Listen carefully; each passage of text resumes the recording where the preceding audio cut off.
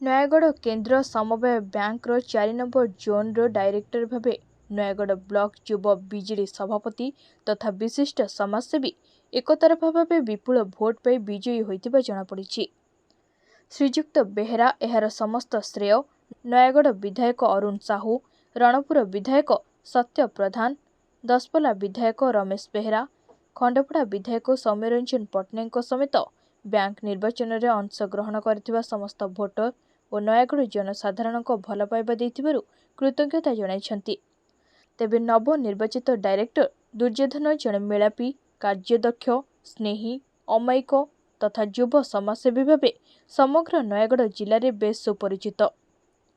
ତେବେ ତାଙ୍କର ଏକପାଖିଆ ବିଜୟୀରେ ତାଙ୍କ ପାଖକୁ ସମଗ୍ର ଜିଲ୍ଲାରୁ ପ୍ରଶଂସାର ସୁଅ ଛୁଟୁଛି। ତେବେ ଆଗାମୀ ଦିନରେ ବ୍ୟାଙ୍କ ମାଧ୍ୟମରେ କୃଷକମାନଙ୍କର ଆର୍ଥିକ ବିକାଶକୁ ଆହୁରି ସୁଦୃଢ଼ କରିବା ପାଇଁ ସେ ବ୍ୟାପକ କାର୍ଯ୍ୟକ୍ରମ ହାତକୁ ନେବେ ବୋଲି ନିଜର ପ୍ରତିକ୍ରିୟାରେ ଶ୍ରୀଯୁକ୍ତ ବେହେରା ପ୍ରକାଶ କରିଛନ୍ତି। ନୟାଗଡ଼ରୁ ରାମକୃଷ୍ଣ ରଥଙ୍କ ରିପୋର୍ଟ, ତୀର୍ଥକ୍ଷେତ୍ର ଲାଇଭ୍। ବିଶ୍ୱ ମିତବ୍ୟୟିତା ଦିବସ ପାଳିତ ହୋଇଯାଇଛି। ଏହି ଅବସରରେ ଅତିରିକ୍ତ ଜିଲ୍ଲାପାଳ ରାଜସ୍ୱ ସାଫଲ୍ୟମଣ୍ଡିତ ପ୍ରଧାନ ସଞ୍ଚୟ ରଥକୁ ଶୁଭାରମ୍ଭ କରିଥିଲେ। ଏହି ରଥ ଜିଲ୍ଲାର ବିଭିନ୍ନ ବ୍ଲକ ବୁଲି ସ୍ୱଳ୍ପ ସଞ୍ଚୟ ଉପରେ ସଚେତନତା ସୃଷ୍ଟି କରିବ।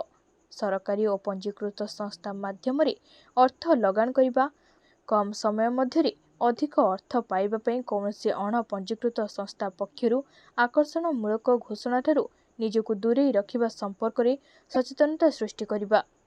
ଆର୍ଥିକ ନେଣଦେଣ ସମ୍ପର୍କରେ କୌଣସି ଅଜଣା ବ୍ୟକ୍ତି କିମ୍ବା ଏସ୍ଏମ୍ଏସ୍କୁ ଗୁରୁତ୍ୱ ଦିଅନ୍ତୁ ନାହିଁ।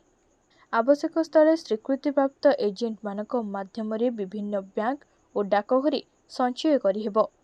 ନିରାପଦ ସଞ୍ଚୟ ଓ ସୁରକ୍ଷିତ ଭବିଷ୍ୟତ ଉପରେ ବାର୍ତ୍ତା ପ୍ରଦାନ କରିବ। ଏହି ଅବସରରେ ଛାତ୍ରଛାତ୍ରୀମାନଙ୍କୁ ନେଇ ଏକ ସଚେତନତା ଶୋଭାଯାତ୍ରା ବାହାରିଥିଲା। ଅକ୍ଟୋବର 31ରୁ ନଭେମ୍ବର 14 ତାରିଖ ପର୍ଯ୍ୟନ୍ତ ସଞ୍ଚୟ ପାକ୍ଷିକ ପାଳନ କରାଯିବ। ଚଳିତ ବର୍ଷର ବିଷୟବସ୍ତୁ ସଞ୍ଚୟ ହିଁ ଭବିଷ୍ୟତର ଆବଶ୍ୟକତା ରହିଛି। ବିଭିନ୍ନ ଶିକ୍ଷାନୁଷ୍ଠାନରେ ବିଦ୍ୟାଳୟ ଓ ମହାବିଦ୍ୟାଳୟ ସ୍ତରରେ ବକ୍ତୃତା ପ୍ରତିଯୋଗିତା ହେବ। ଏହି ଅବସରରେ ସ୍ୱଳ୍ପ ସଞ୍ଚୟ ବିଭାଗ ସହ ନିର୍ଦ୍ଦେଶକ ଶଙ୍କର୍ଷଣ ପଟ୍ଟନାୟକ, ଜିଲ୍ଲା ସ୍ୱଳ୍ପ ସଞ୍ଚୟ ଅଧିକାରୀ ସତ୍ୟନାରାୟଣ ବେହେରା, ବିଭାଗୀୟ ଅଧିକାରୀ, ସ୍ୱୀକୃତିପ୍ରାପ୍ତ ଏଜେଣ୍ଟ, ଛାତ୍ରଛାତ୍ରୀ ପ୍ରମୁଖ ଉପସ୍ଥିତ ଥିଲେ। ଖୋର୍ଦ୍ଧାରୁ ପ୍ରମୋଦ କୁମାର ମହାପାତ୍ରଙ୍କ ରିପୋର୍ଟ, ତୀର୍ଥକ୍ଷେତ୍ର ଲାଇଭ୍।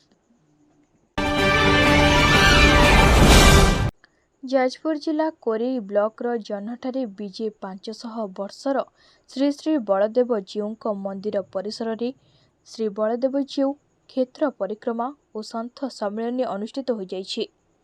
ପଦ୍ମଶ୍ରୀ ବାବା ବଳିଆଙ୍କ ନିର୍ଦ୍ଦେଶ ଓ ମାର୍ଗଦର୍ଶନରେ ଉକ୍ତ କ୍ଷେତ୍ର ପରିକ୍ରମା କାର୍ଯ୍ୟକ୍ରମ ମାଧ୍ୟମରେ ସାରା ଓଡ଼ିଶାରେ ବଳଦେବ ଓ ଜଗନ୍ନାଥ ସଂସ୍କୃତିର ତତ୍ତ୍ୱ ପ୍ରଚାର ଓ ପ୍ରସାର କରାଯାଉଛି। ପ୍ରାଥମିକ ଭାବେ ଓଡ଼ିଶାର 13ଟି ଜିଲ୍ଲାରେ ଥିବା ପୁରାତନ ବଳଦେବଜୀଉ ମନ୍ଦିରମାନଙ୍କରେ ଏହି ପରିକ୍ରମା କାର୍ଯ୍ୟ କରାଯାଉଛି। ଏହି ଅବସରରେ ପ୍ରବଚକ ଡକ୍ଟର ଚିତ୍ତାନନ୍ଦ ବ୍ରହ୍ମଚାରୀ ଦୀକ୍ଷାନ୍ତ ପ୍ରବଚନ ଦେଇ କହିଥିଲେ, ବଳଦେବ ହେଉଛନ୍ତି ଏକାଧାରରେ କୃଷି ଓ ଶିଳ୍ପର ସମନ୍ୱୟରେ। କୃଷି ଓ ଶିଳ୍ପ ଆଗାଇଲେ ଆମେ ଆଗାଇବା ବୋଲି କହିଥିଲେ। ଏହି ଅବସରରେ ମାଉସୀମା ମନ୍ଦିରଠାରୁ ଏକ ବିରାଟ ପଟୁଆରରେ ପ୍ରଭୁଙ୍କ ଆଜ୍ଞାମାଳକୁ ମନ୍ଦିର ପରିସରକୁ ନିଆଯାଇଥିଲା। ଟ୍ରଷ୍ଟ ବୋର୍ଡର କୋଷାଧ୍ୟକ୍ଷ ଚିନ୍ତାମଣି ପାଢ଼ୀ ଅତିଥି ପରିଚୟ ପ୍ରଦାନ କରିଥିବା ବେଳେ ରାମଚନ୍ଦ୍ର ମହାପାତ୍ର କ୍ଷେତ୍ର ପରିକ୍ରମା ବିଷୟରେ ସୂଚନା ଦେଇଥିଲେ। ସଦାନନ୍ଦ ବେହେରା, ଅତୁଲ କୁମାର ବିଶ୍ୱାଳ, ରାଜୀବ ଲୋଚନ ରାଉତ, କାମଦେବ ଦାସ, ଋଷିକେଶ ସିଂ, ନିରଞ୍ଜନ ନାୟକ, ସଞ୍ଜୟ କୁମାର ସାହୁ, ବିଦ୍ୟାଧର ସାହୁଙ୍କ ସମେତ ବହୁ ବ୍ୟକ୍ତି କାର୍ଯ୍ୟକ୍ରମରେ ସହଯୋଗ କରିଥିଲେ। ଶେଷରେ ଯୁବ ନେତା ପ୍ରୀତିରଞ୍ଜନ ସାହୁ ଧନ୍ୟବାଦ ପ୍ରଦାନ କରିଥିଲେ।